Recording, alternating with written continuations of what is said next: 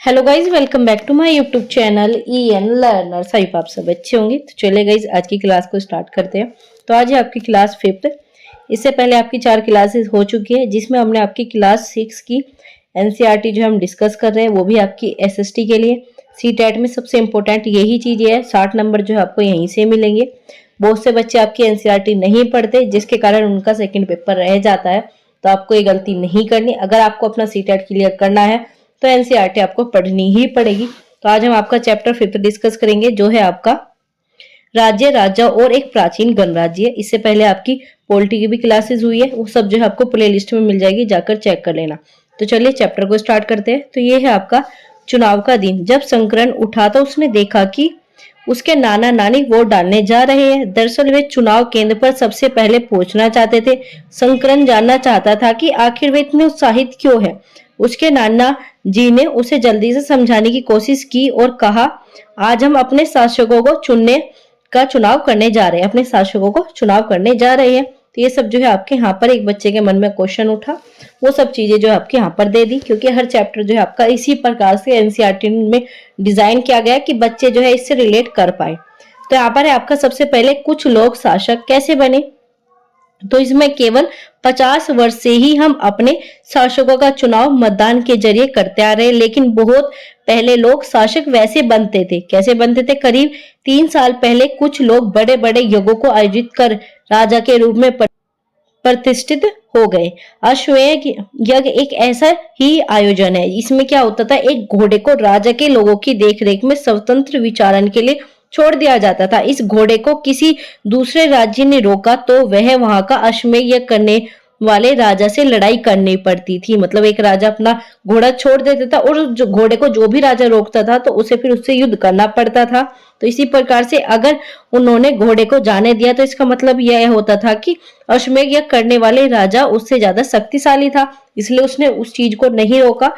ऐसे ही आपका यहाँ पर चीजें होती थी। यह यज्ञ जो है विशिष्ट पुरोहित द्वारा संपन्न किया जाता था। इसके लिए उन्हें उपहार वगैरह से भी सम्मानित किया जाता था। अश्वमेध यज्ञ करने वाले राजा बहुत शक्तिशाली माना जाता था। यज्ञ में आमंत्रित सभी राजाओं के लिए उपहार लाते थे। सभी योजनाओं में राजा का मुख्य स्थान होता था। उसे राज सिंहासन या फिर बाघ की खाल का एक विशेष आसन पर बिठाया जाता था। युद्ध क्षेत्र में राजा का सारथी भी उसका सहचर होता था। यज्ञ के अवसर पर वह राजा की विजय तथा अन्य गुणों का गुणगान करता था। राजा के सगे संबंधी, खासकर उनकी रानियों तथा पुत्रों को भी कई छोटे छोटे अनुष्ठान करने होते थे। अन्य सारे आमंत्रित राजाओं का काम सिर्फ बैठकर यज्ञ की पूरी प्रक्रिया को देखना था।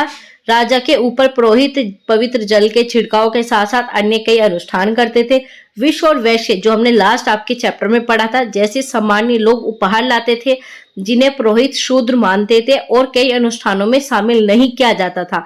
उन्हें अनुष्ठानों में शामिल नहीं किया जाता था क्योंकि वो शूद्र थे। आगे बात करते हैं, ये सब जो है एक्टिविटी हो गई, ये आपके काम की नहीं है। आगे बात करते हैं वर्ण।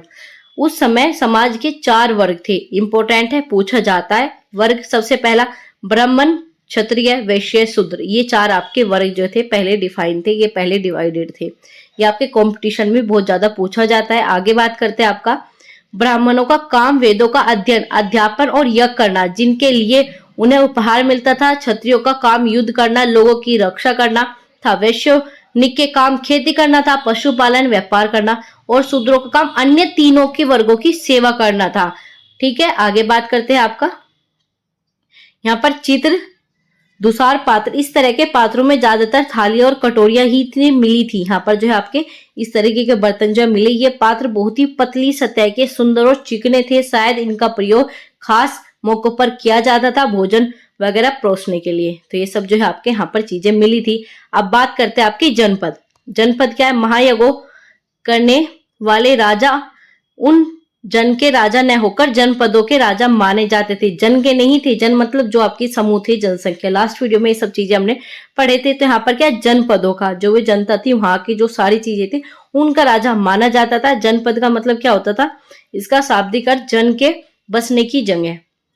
ठीक है, उस स्थान से जो है यहाँ पर इसका मीनिंग होता था। कुछ महत्वपूर्ण जनपद जो है आपके चित्र में दिखाई गए हैं।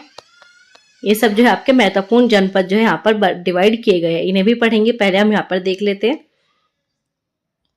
यहाँ पर क्या है, आपके पुरातात्विक विदों ने इन जनपदों की कई बस्तियों की खुदाई की है। दिल्ली का पुराना किला, ठीक है। आगे उत्तर प्रदेश के मेरठ के पास हस्तिनापुर और अटा के पास अंतरजी खेड़ा इनमें प्रमुख है। कौन कौन से आपके, दिल्ली का पुराना किला, उत्तर प्रदेश के मेरठ के हस्तिनापुर, अटा का आपका अंतरजी खेड़ा, ये सब जो है आपके महत्वपूर्ण जनपद माने जाते थे। खुदाई से पता चला लोग झोपड़ियों में रहते थे, मवेशी तथा अन्य जानवरों को पालते थे, चावल, गेहूं, धान, जौ, दालें, गन्ना, तिल, सरसों जैसी फसलें उगाते थे।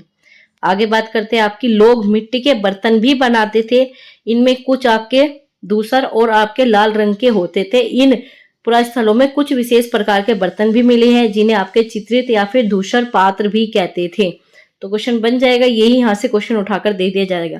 तो जो भी इंपॉर्टेंट लाइंस है उन्हें आप जो है नोट कर लीजिए, छोटे से आप अपने नोट्स बनाइए हर चैप्टर में से। जैसे कि इनमें नाम से स्पष्ट है, इन बर्तनों की चित्रकारी की गई है। ये आमतौर पर सरल रेखाओं पर ज्यामिति आकृतियों के रूप में होते हैं। तो किस तौर पर मिलते थे, आपके रेखाओं पर ज्यामिति आकृतियों के रूप में देखने को। अब तक पढ़ा हमने आपका जनपद, अब पढ़ेंगे आपका हम महाजनपद। महाजनपद करीब आपके 2500 साल पहले कुछ जनपद अधिक महत्वपूर्ण हो गए, इन्हें महाजनपद कहा जाने लगा। क्या, वही जो आपका जो छोटे आपके गांव समूह होते थे उन्हें क्या करते, फिर आपके कस्बों में, कस्बों से आपके शहरों में, उससे फिर आपके राज्यों में, इसी प्रकार से चीजें कन्वर्ट होती है। ऐसे यहाँ पर क्या था, जो आपके जनपद बड़े होते चले गए, महत्वपूर्ण थे, उन्हें आपका महाजनपद जो है कहने लगे। तो यहाँ पर जो है मानचित्र में कुछ महाजनपद भी दिखाया गया। अधिकतर महाजनपदों की एक ही राजधानी होती थी। आगे बात करते हैं, कई राजधानियों में किलेबंदी की गई, अर्थात इनके चारों ओर लकड़ी, ईंट और पत्थर की ऊंची दीवारें बनाई गई। तो ये सब जो है आपके यहाँ पर महत्वपूर्ण जनपद, महाजन और नगर जो है आपके यहाँ पर दिखाए गए। जैसे कि आपका यहाँ पर काबुल नदी हो गई, तक्षशिला होगी, गंधार हो गई, हस्तिनापुर हो गया, पांचाल हो गया, उज्जैन, अवंती, कौसंबी, राजगृह, आपका वैशाली, मगध, आपका अंग, वज्जी, ये सब क्या आपके जनपद और महाजनपद जो है, ये सब चीजें इन्होंने यहाँ पर दे रखी है। आगे बात करते हैं आपके यहाँ पर, ऐसा लगता है कि लोगों ने अन्य राजाओं के आक्रमण से डरकर अपनी सुरक्षा के लिए इन किलों का निर्माण किया गया, क्योंकि कुछ राजा अपनी राजधानी के चारों ओर ऊंची प्रभावशाली दीवारें खड़ी कर उस अपनी समृद्ध शक्ति का प्रदर्शन भी करते थे। ये भी शो ऑफ करते थे कि हम तो जो है सबसे शक्तिशाली है, क्योंकि हमने मोटी दीवारें, ऊंची विशाल जो है किले वगैरह बनाए हुए हैं। तो ये सब चीजों का यहाँ पर प्रदर्शन होता था। इस तरह के किले के अंदर रहने वाले लोग उस क्षेत्र को नियंत्रण रखना भी सरल हो जाता था। इस तरह की विशाल दीवारें बनाने के लिए व्यापक योजना की आवश्यकता होती थी। साथ ही साथ लाखों की संख्या में ईंट पत्थर का भी इंतजाम करना होता था। हजारों स्त्री पुरुष बच्चों ने इसके लिए अथक परिश्रम भी किया है। जो आपके मजदूर वगैरह, इसमें भी उनकी आवश्यकता हुई है, इनके लिए संसाधनों की आवश्यकता पड़ती होगी। तो ये सब चीजें आपकी होगी, जैसे कि यहाँ पर चित्र में दिखाया जा रहा है। ये सब दीवारें जो आपकी इस प्रकार से बनाई गई। कौसंबी किले की दीवार, किस किले की दीवार है? कौसंबी। यह आधुनिक उत्तर प्रदेश के इलाहाबाद के पास मिली ईंट की दीवार का अवशेष है। इस भाग का निर्माण संभवतः 2500 साल पहले हुआ था। तो ये सब चीजें जो है आपकी मिली थी, ये सब अवशेष जो है देखने को मिले। आगे बात करते हैं आपका, अब राजा सेना रखने लगे। सिपाही के नियमित वेतन देकर पूरे साल रखा जाता था। कुछ भुगतान संभवतः वह आहत सिक्कों, ठीक है, आगे बात करते के रूप में इन सिक्कों के बारे में अध्ययन 8 में हम पढ़ेंगे। आगे है आपका महाजनपदों ने राजा ऋग्वेद के उल्लेखित राजाओं को किस प्रकार से, ये सब चीजें जो हमने प्रीवियस चैप्टर में पढ़ी थी वो हो गई। कर आगे अब महाजनपदों के राजा विशाल किले बनवाते थे और बड़ी सेना रखते थे। यहाँ पर कर की बात हो रही है।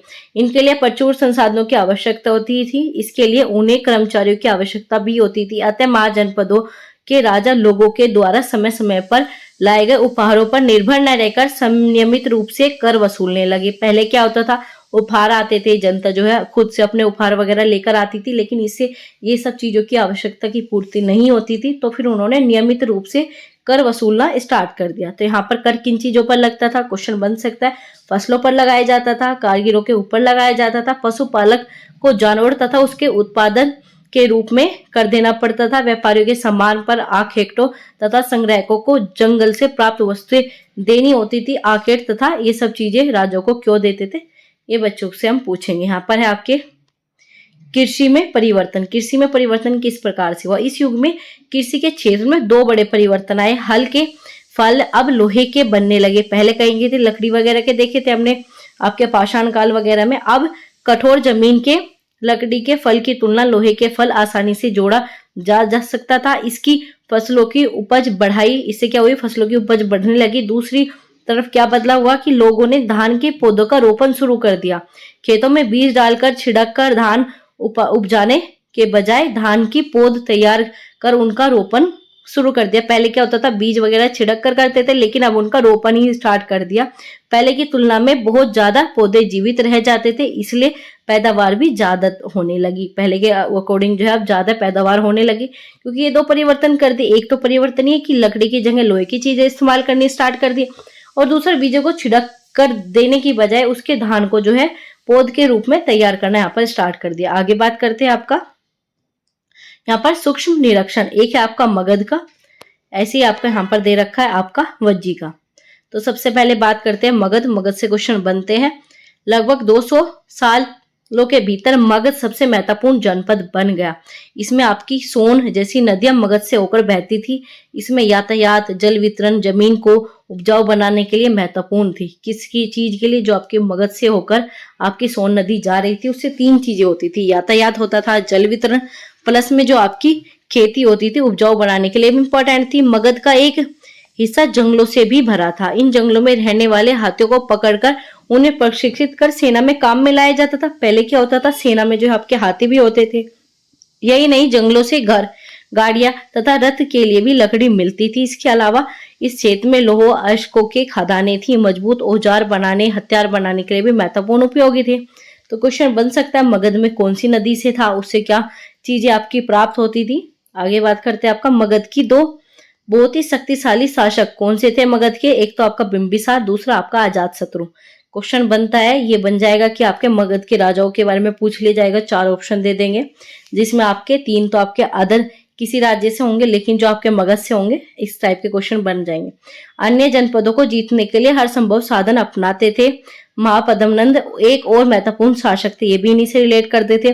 उन्होंने अपने नियंत्रण के क्षेत्र में उपमहाद्वीपों के उच्च उत्तर पश्चिमी भाग तक फैला दिया था। इन्होंने क्या करा था, उत्तर पश्चिमी भाग तक अपना मगध जो है फैला दिया था। बिहार का राजगृह, ठीक है, बिहार में राजगीर, आधुनिक राजगीर अब किस नाम से बुलाया जाता था, राजगीर। पहले उसे राजगृह कहते थे। कई सालों तक मगध की राजधानी बनी रही। अब बाद में उसे क्या कर दिया, पाटलिपुत्र, जो कि अब पटना है। पहले सबसे पुरानी राजधानी क्या थी आपकी मगध की, राजगृह, फिर बदलकर पाटलिपुत्र उसे कर दिया गया, जो अब आपका पटना कहा जाता था। 2300 साल पहले की बात है।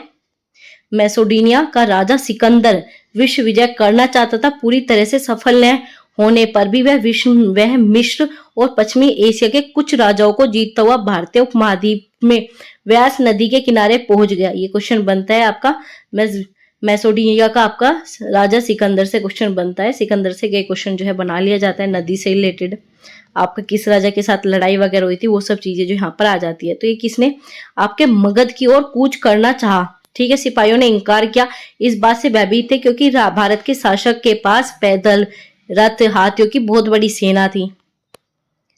ये सब चीजें जो है आपकी यहाँ पर कंप्लीट हो गई। ये था आपका मगध से रिलेटेड। आगे बात करते हैं आपका यहाँ पर वज्जी। वज्जी क्या है, जैसे कि तुमने ऊपर पढ़ा, मगध एक शक्तिशाली राज्य बन गया। उसके नजदीक ही वज्जी राज्य था। वज्जी की राजधानी वैशाली या फिर आप कह सकते हो बिहार थी। यहाँ एक अलग किस्म की शासन व्यवस्था जिसे आपका गण और संघ के नाम से जाना जाता है। तो क्वेश्चन बन जाएगा, संघ जो है आपका किस चीज से रिलेट करता है, तो आपका वज्जी जनपद से करता है। गण और संघ में कई शासक होते थे। इसमें प्रत्येक व्यक्ति राजा कहलाता था और सभी राजा विभिन्न अनुष्ठानों के साथ एक साथ संपन्न करते थे। सभाओं में बैठकर बातचीत, बहस, वाद विवाद के जरिए तय करते थे कि क्या करना है, किस तरीके से करना है। शत्रु के आक्रमण से निपटकर भी चर्चाएं की जाती थी कि शत्रु के आक्रमण से निपटने के लिए क्या काम करने चाहिए।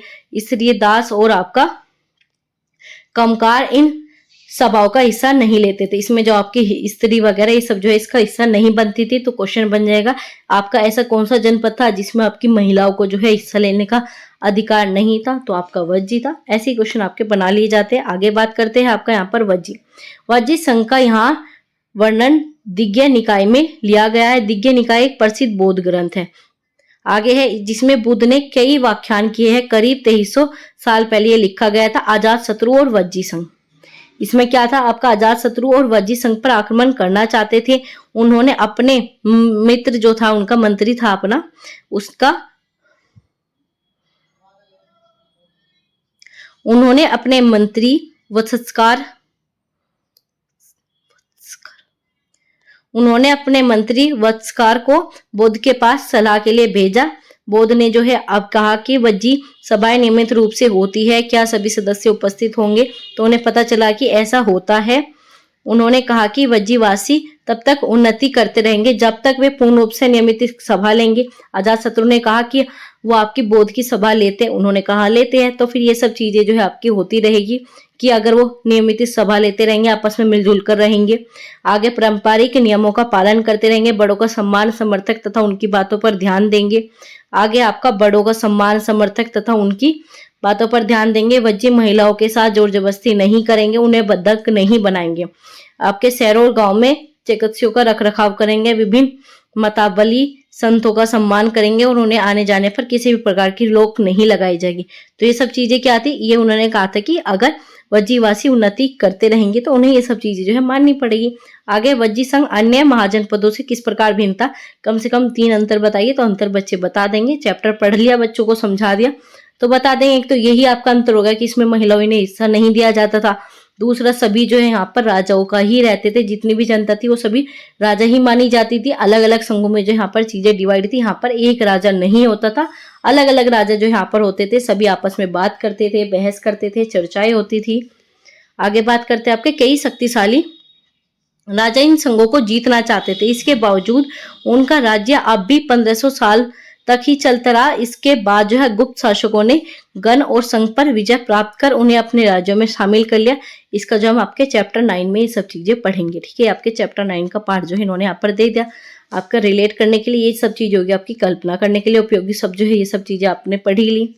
आगे बात करते हैं आपके यहाँ पर महत्वपूर्ण डेट, वो क्या है आपकी, नए शासक जो है आपके 3000 पहले से बनने स्टार्ट हो गए। महाजनपद जो है आपका 3000 साल पहले आया। इसके बाद सिकंदर का आक्रमण जो तथा निकाय का आलेखन जो है आपका 2300 में देखने को मिला। गण और संघ का अंत जो है आपका 1500 साल पहले हो गया। तो ये आपका पूरा चैप्टर कंप्लीट हो गया, जो कि आपका एनसीईआरटी का था, इंपॉर्टेंट चैप्टर था। इनसे क्वेश्चन बनते हैं और इसी प्रकार के आपको क्वेश्चन एग्जाम में देखने को मिलेंगे। कोई भी चीजें जो है आपके चैप्टर से अलग नहीं आती, एनसीईआरटी से बाहर आपको नहीं देखने को मिलती। इंपॉर्टेंट चैप्टर था आपका, इसमें मगध से, वज्जी से, जनपद से कई क्वेश्चन जो आपसे पूछ लिए जाएंगे। तो चलिए गाइज, आज की वीडियो में इतना ही था। वीडियो अच्छी लगी हो तो प्लीज वीडियो को लाइक कर दीजिए और चैनल को सब्सक्राइब कर लीजिए जो भी नया जुड़ा हो। बेल आइकन को ऑन रखना ताकि आपको सारी ही इंपॉर्टेंट इन्फॉर्मेटिव अपडेट जो है समय पर मिल सके। तो चलिए गाइज, मिलते हैं आपसे अगली क्लास में। वीडियो अच्छी लगी हो प्लीज लाइक कर देना, अपने दोस्तों के साथ शेयर कर देना। Thanks for watching, keep learning, keep supporting.